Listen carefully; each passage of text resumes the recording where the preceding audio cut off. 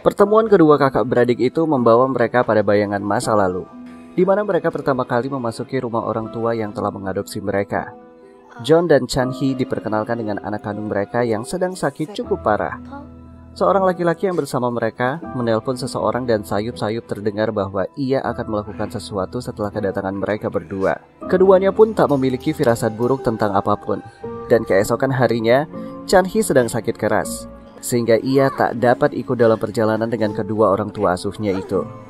Chan-hee sepertinya ingin mengatakan sesuatu kepadanya dan menahan kepergian adiknya itu dengan terus memegang bajunya. Tetapi ibu asuhnya menarik tangan Chan-hee dan membawa John.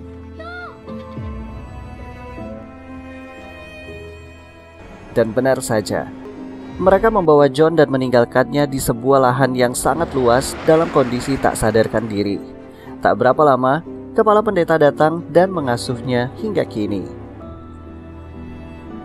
John yang masih berada di dermaga dan berhasil menemui kakaknya, mengikuti arahannya dan mereka duduk di kamar yang selama ini kakaknya tinggali. John merasa sangat bersalah melihat tempat tinggal kakaknya yang jauh dari kata layak. Lebih lagi, begitu ia membuka baju kakaknya, terlihat luka bekas operasi di perutnya. Lagi-lagi John meminta maaf dan berjanji untuk tak lagi meninggalkannya. Mereka pun berjanji untuk tetap tinggal bersama dan tak meninggalkan satu sama lain. Sujin yang telah mendapatkan kabar dari Miho datang ke rumah sakit dengan air mata yang terus berderai. Miho memeluknya erat dan tak memperbolehkannya melihat jasad kekasihnya itu. Sedangkan Fan yang mengejar Gongta dengan mengandalkan belatinya terus mencari keberadaan Gongta. Hingga akhirnya belatinya bergetar dan tak berapa lama Gongta pun menampakkan dirinya dengan belati yang serupa. Perseteruan di antara mereka sepertinya telah terjadi sejak lama, sehingga pertemuan kali ini pun memancing amarah Fan untuk membunuhnya. Dengan belatinya itu, tanpa berbasa-basi, Fan menerjang Gongta. Namun Gongta membuat dinding kaca tepat di hadapannya untuk menghadang belati milik Fan. Akan tetapi, Fan dengan kekuatan serta kesungguhannya berhasil memecahkan dinding itu untuk menembusnya. Belati itu kini tepat berada di ujung mata Gongta. Melihat ia yang sama sekali tak memberikan perlawanan, Fan menghentikan serangannya. Namun Gongta pergi begitu saja, setelah memastikan bahwa Won Jeong belum benar-benar kembali dalam diri Miho.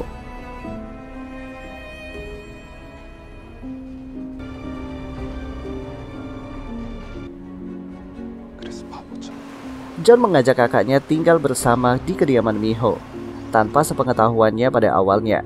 Namun setibanya di sana, Miho mengizinkannya dan bersikap ramah kepadanya. Namun keramahan Miho terlihat tak begitu membahagiakan untuk Chan-hee. Ia terus memandangi Miho yang tengah menuju ke kamarnya dengan pandangan yang mencurigakan. Sementara Miho sendiri masih merasakan kesedihan yang teramat sangat, hingga ia pun terus menangis saat membersihkan dirinya malam itu. Malam ini terasa sangat menyenangkan untuk pendeta John. Ia telah berkumpul kembali dengan saudara satu-satunya. John bahkan terus-menerus memanggil nama Chan-hee. Ia bahkan tertidur dengan sangat nyenyak malam itu. Berbeda dengan Chan-hee, ia justru enggan terpejam. Ia teringat akan perkataan sekaligus janji Gongta kepadanya. Ia menjanjikan tak lagi merasakan sakit apabila ia berhasil menemui Won Jeong. Setelah memastikan adiknya tertidur cukup pulas, ia pergi ke kamar Miho dengan mengendap-endap dan melihat matanya yang memancarkan sinar merah. Sudah dipastikan Chan-hee terasuk iblis nafsu. Ia pun menerobos masuk menemui Miho yang kala itu masih berada di kamar mandi.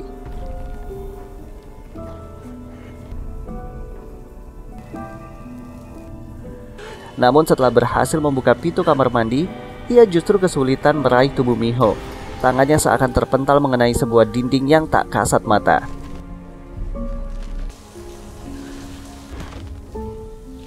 Dan dari pintu kamarnya, Fan muncul. Ia langsung saja menyerang Chan-hee dan memukulinya. Melihat bahwa kakaknya tak berada di sampingnya, John terbangun dan mencarinya. Hingga ia kini berada di kamar Miho melihat Fan tengah menyerang kakaknya. Namun John tak dapat mengelak begitu Fan mengatakan bahwa kakaknya adalah iblis nafsu. Mengetahui ia bahkan tak dapat menandingi Fan, Chan-hee melarikan diri. Dan saat tiba di pekarangan, Gongta muncul.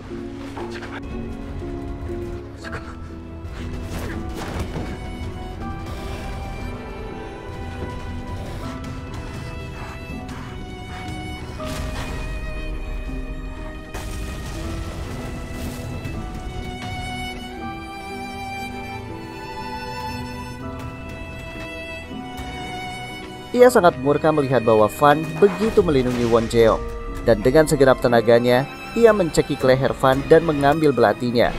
Gongta kembali mengingatkannya bahwa kemampuannya akan semakin melemah apabila ia terus berusaha melindunginya. Gongta melepaskan tangannya dan memberikan kesempatan Fan untuk berada di misi yang sama dengan saat bertemu dia lagi, atau Fan akan mati di tangannya.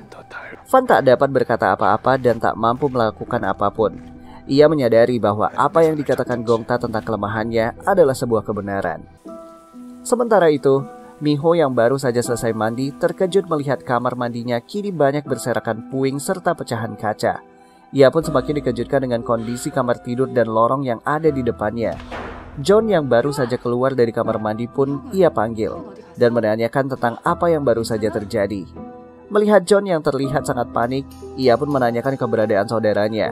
Tetapi John justru izin untuk pergi ke suatu tempat malam itu juga, dan ia pun berlari tanpa menghiraukan sedikit pun panggilan Miho. Keesokan harinya, Fan terseok-seok menuju makam Won Jeong dan bersimpuh lemas di hadapannya. Miho yang seharusnya menemui Sujin saat pemakaman Seongjun, namun karena tak tahan melihat sahabatnya yang terus-menerus menangis, ia pun pergi mencari Fan dan mencoba menanyakan beberapa hal mengenai kejadian yang baru saja ia alami.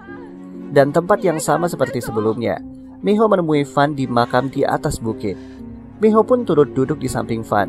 Tanpa berbasa-basi, Fan menceritakan bahwa Miho adalah reinkarnasi dari seorang wanita yang bernama Won Jeong, seseorang yang dapat menciptakan perisai pelindung untuk melindungi dunia. Karena itulah, iblis nafsu selalu berusaha membunuhnya. Sebelum sosok Won Jeong muncul kembali dari dalam dirinya, Fan juga menjelaskan bahwa tugasnya yang sebenarnya adalah pembunuhnya. Namun ia justru melindunginya untuk menunggu sebuah janji. Mendengar hal itu, Miho menyampaikan ia tak peduli hal apapun tentang dirinya dan Fan. Ia hanya mempercayai bahwa Fan akan melindunginya. Tak berapa lama Fan yang masih dengan kondisi terluka semakin lemah dan memuntahkan darah. Fan terus berusaha menghindari dari Miho dan bersikap dingin padanya. Miho kemudian kembali setelah mendapati Fan menjauhi dirinya. Ia mencoba mencari tahu tentang Won Jeong dan menanyakan kepada seseorang yang mungkin mengetahuinya. Setelah menelpon seseorang, ia memutuskan untuk menemui nenek Yeongji. Miho pun menunggunya hingga ia selesai menyelam. Ia pun menceritakan apa yang telah Fan katakan kepadanya. Tanpa bertanya lagi, nenek tersebut menjelaskan sejak zaman dahulu kala, seluruh iblis di dunia ditangkap dan dikurung di Tamra. Namun batu perisai yang menyegelnya telah hancur, sehingga iblis nafsu dapat berkeliaran seperti saat ini. Dan hanya Won Jeonglah yang dapat memperbaiki batu perisai tersebut. Tak hanya itu, nenek Baekju juga menjelaskan bahwa hanya Won Jeonglah yang dapat menyembuhkan Fan yang kini tubuhnya semakin hari semakin lemah. Tak disangka, Miho ingin segera membangkitkan sosok Won Jeong hanya untuk menyelamatkan Fan terlebih dahulu. Namun nenek Baekju mengatakan hanya dirinya lah yang mengetahui bagaimana caranya. Dan kekuatannya yang sesungguhnya pernah muncul saat peristiwa Benjule beberapa waktu yang lalu. Miho pun terkejut bagaimana ia dapat mengetahui persis apa yang ia rasakan saat itu. Nenek Baekju kemudian memintanya pergi dan hanya kembali menemuinya saat ingatan Won Jeong pulih. Angin bertiup sangatlah kencang, membuat layar yang belum berkembang sempurna itu tetap mengayun ke sana kemari. Chan-hee duduk di haluan kapal yang ada di dermaga tersebut.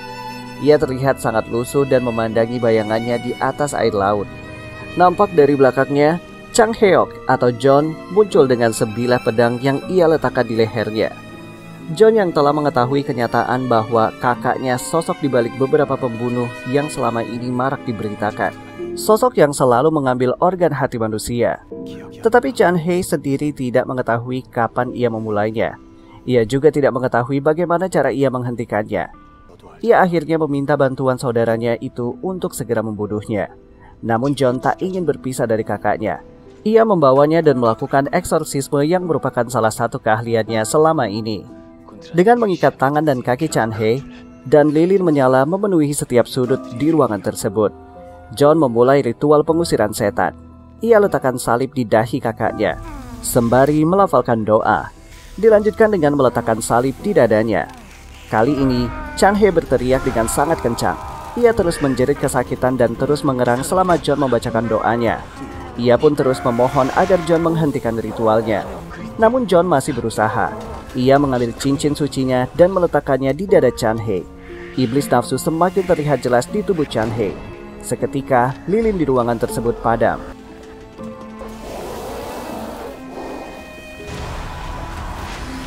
Dan sosok Chan He dengan suara lembut meminta agar John membunuhnya. Hingga pagi menampakkan dirinya, John tak juga berhasil membebaskan diri Chan He dari dekapan iblis nafsu yang sangat jahat itu. Di sisi lain, nenek Baekju menghampiri Fan yang terus merenung di depan makam Won Jeo. Tak berapa lama, ia mendengar seseorang memanggilnya. Seseorang tersebut adalah John. Rupanya John hendak meminta bantuannya untuk menyelamatkan Chan He. Tapi John menganggap Chan He bukan lagi kakaknya. Ia adalah iblis nafsu, sehingga ia tak dapat membantunya. Tak berhenti di sana, John kemudian menemui Miho dan meminta bantuannya untuk menyelamatkan kakaknya. Setelah memberikan beberapa penjelasan, ia meyakinkan Miho untuk kembali menggunakan kekuatannya dan menyelamatkan Chan He. Sama seperti saat ia menggunakan kekuatan tersebut pada peristiwa Benjule. Miho kebingungan, karena hingga kini ia belum mengetahui bagaimana cara mengeluarkan kekuatan tersebut. John kemudian memohon agar Miho menemui kakaknya. Mungkin dengan begitu kekuatannya akan muncul dengan sendirinya. Miho lalu teringat akan perkataan nenek Baekju dan menyetujui permintaan John. John kemudian membawa Miho ke suatu tempat yang terlihat sangat mengerikan. Di dalamnya sudah terikat Chan He dengan wajah yang sangat kelelahan. Miho mendekat dan berusaha mengingat segalanya. Ia mulai menggenggam tangan Chan He dengan mata terpejam. Namun genggaman tangan Miho justru membangkitkan iblis nafsu dari dalam diri Chan He.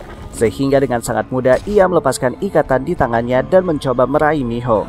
Melihat hal tersebut, John berlari dan menghalangi serangan Chan He. Akibatnya, John pun terluka dan ia terpental karena didorong sekuat tenaga olehnya.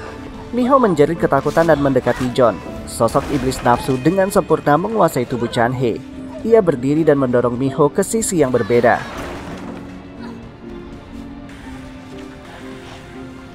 Dan saat akan menyerangnya, Fan muncul. Lagi-lagi ia menyelamatkan Miho. Ia pun bertarung melawan iblis nafsu dalam diri Chan He. Namun kekuatannya yang semakin melemah membuatnya terpental dan sangat kesakitan. Iblis itu kembali mengejar Miho dan bersiap mengambil hatinya. Akan tetapi, sebilah pedang bercahaya berhasil menembus tubuhnya. Saat itu juga, iblis itu menampakkan wujud Chan He. Mengetahui bahwa saudaranya yang melakukannya, ia meminta agar John kembali memanggil namanya untuk yang terakhir kalinya. John pun menurutinya dan setelah itu ia memanggil nama Chan He. John menarik pedangnya sembari berdoa. Melihat tubuh Chan He mengerang kesakitan, John membalikkan tubuhnya dengan terus melafalkan doa. Dan Chan He pun berubah dalam wujud batu kecil. Sama seperti saat wujud iblis nafsu dalam keadaan mati. Melihat kejadian itu, Miho terkejut dan semakin merasakan sesak yang mendalam pada dirinya. Fan mengajaknya keluar dari ruangan tersebut dan meninggalkan John meratapi kematian saudaranya seorang diri.